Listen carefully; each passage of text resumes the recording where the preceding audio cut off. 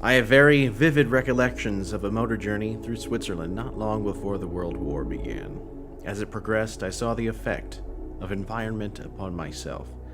If we went to a hotel in a small town far from the steam or water power, and therefore without electric light, we found everyone in it going to bed at 8:30 or 9 o'clock. In other towns, where there was electric light, product of developed water power from the Alps, the people didn't go to bed till 11:30 or midnight. They were alive and very likely out on the streets during those extra hours. We were virtually dead when we were asleep. That is, we then have no productive mental life, and no mental life which is not productive counts. Where there was light, we lived longer in the same length of time. Where there was light, we lived longer in the same length of time. Put a developed human being into an environment where there is no efficient artificial light, and we must degenerate. Put an undeveloped human being into an environment where there is artificial light, and he will improve. Environment makes immense changes in animals, and it is interesting and hopeful to note that the environment of human beings is improving more rapidly than that of other animals. Perhaps for an ant or a gnat, it is not changing at all, although primary changes are progressing in the world itself. Shining electric light. The world owes this and more to Thomas Edison. The filament of the first practical incandescent lamp which I invented was of carbonized cotton thread. In the search for a better filament, I carbonized everything like it.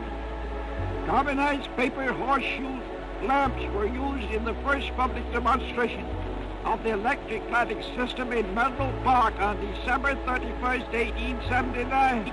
That reading comes from the diary and sundry observations of Thomas Alva Edison, who we know, perhaps, as the father of the light bulb. Of course, as you probably already know before listening to this podcast, that is not without controversy. Who is the actual father of the light bulb? You can't take apart the light bulb and have one singular piece to point to that says this is the stage at which it becomes a light bulb. And of course, as Edison himself so famously said, there were so many ways to not make a light bulb. There are American icons that we see harnessing forces of nature. Benjamin Franklin flying a kite, catching lightning through the key. The Wright brothers sailing through the air. And in between them, Thomas Edison harnessing light in the form of a light bulb. But is he really the father of the light bulb? Get ready, because we're going to paternity court for the invention of the light bulb. If the young man makes up his mind to work, there's no limit to what he can do. Mary had a little lamb, its fleece was white as snow. A century of railroad development. Of today and tomorrow. And everywhere that Mary went, the lamb was sure to go. He must go back in any art as far as he can to dig up the very beginning. And he must, the more he goes back, the further he will be able to see ahead. Picture yourself in a world without the light bulb. It's evening. It's dark out. Sleep has become different. If you live in a city, you travel outside, you go through the streets, and perhaps you have gas lamps setting off a glow distinct and unto itself. If you live in the country, outside of your own house, outside of the lighting that you have within your house, with lamps, kerosene lamps, candles, and so forth, pitch black. Sure, you get the stars and the moon, the natural lights. But outside of that, you live in a dark world. You can imagine, after living in that space, the darkness of the world around you, of the darkness of travel before the invention of the headlight, going simply by star, trying to make it in a deeply shadowed world. This led to the man credited with inventing the light bulb of being showered with praise because of the ways in which he so dramatically changed the world. Changing the world from a place of darkness, right, to a place of light. It was an immense moment. But no innovation stands alone, so we must go back and see the beginning of artificial light. Back in 1735, Jean Clay of Wigan was using coal gas as basically a party trick in front of the Royal Society of London. He had captured it in animal bladders and lit it on fire.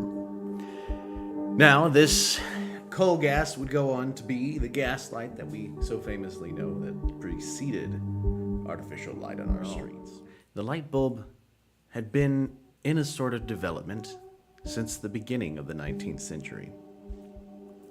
Humphrey Davy, 70 years before Edison and Swan, Humphrey Davy was coming on the scene with the arc light, which produced visible light in the bulb form.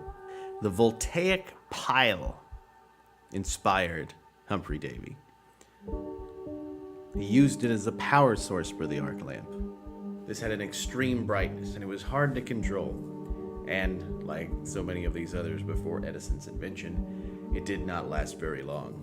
It would for a time function in ways as an outdoor street lamp, but it did not catch on for those reasons. Charles F. Brush was an American inventor and entrepreneur, and he helped advance the arc light.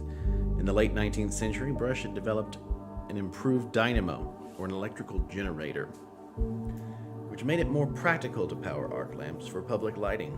He also designed and installed the first public lighting system in the United States, illuminating the streets of Cleveland, Ohio. And that was in 1879, using those arc lamps. Brush's innovation made electrical lighting more accessible and efficient, paving the way for widespread adoption of electric lights in public spaces. Joseph Swan was an English physicist and chemist. He'd begun working on his own version of the incandescent light bulb in the 1860s. He demonstrated a working prototype with a carbonized paper filament inside a vacuum glass bulb. Joseph Swan had come up with a carbon filament bulb 10 years before Edison. That initial design had a very short lifespan, but it proved that an incandescent light bulb was possible. Swan continued to refine this design of his, and by 1878, he had developed a more efficient carbon filament and improved the vacuum in the light bulb. Swan's lamp was not commercially successful. As we know, Edison's would be. Swan's work was instrumental in changing the name of the game for the light bulb. It had been used in the Savoy Theatre of London, and his own private home was said to be the first to be fully lit by electric lighting. Edison would go on to sue Swan in British courts for patent infringement. The courts ruled in favor of Swan, and to settle this dispute, the two men, in their disagreement, decided to merge their businesses, becoming a British company called Ediswan. They would go on to dominate the English market. No more would mankind have to rely simply on the danger of open flames. Though we may often think of Tesla as that famous rival of Edison, Swan himself would contend with the famous American inventor. Joseph Swan would write to Edison on September 24th, 1880. I had the mortification one fine morning of finding you on my track and in several particulars ahead of me. But now I think I have shot ahead of you, and yet I feel there is almost an infinity of detail to be wrought out in the large application now awaiting development, and your inventive genius, as well as my own will, find very ample room for exercise in carrying out this gigantic work that awaits execution.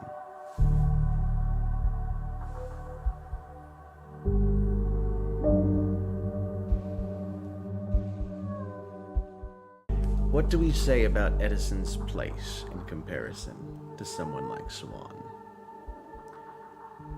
Do we consider him then the inventor of the first practical light bulb? After he filed for his first patent in 1879, it was granted in 1880. He would go on to found the Edison Illuminating Company. It would help to create the first electrical generating stations in America, operated under the name Edison Electric Illuminating Company. Edison gets the credit why he gets to be the light bulb guy. Robert Friedel, former professor of history at the University of Maryland, College Park, suggests that it's all about Edison's emphasis of practicality. Edison's was the first truly practical electric light for general use, and that's exactly what its inventor set out to make. He carefully identified all of the key qualifications for a successful rival to the alternatives: reliability, longevity, economy, and aesthetics. He deliberately set out to create an electrical light that would check all of these boxes. This is something no one else succeeded in doing. And this is a through line you can see in some of the great American inventors. Henry Ford, for instance, did not create the first automobile as such, but he set out to make automobiles that were affordable and practical for American families to help them get around. So too, according to Friedel's theory, that's what Edison does with the light bulb. Succeeds in creating a light bulb that's practical, that's usable, that lasts, that's worth your time and money in putting them around the cities and American homes. A big part of Edison's success, his ability to develop a complete electrical system that includes the generators and the wiring, along with the fixtures, in order to support incandescent light bulbs. This holistic approach allowed Edison not only to create a practical light bulb, but also the infrastructure needed for the widespread adoption of a practical light. He developed the direct current, DC, electrical distribution system, enabling homes and businesses to be wired for electrical light. And that brought this technology into the mainstream.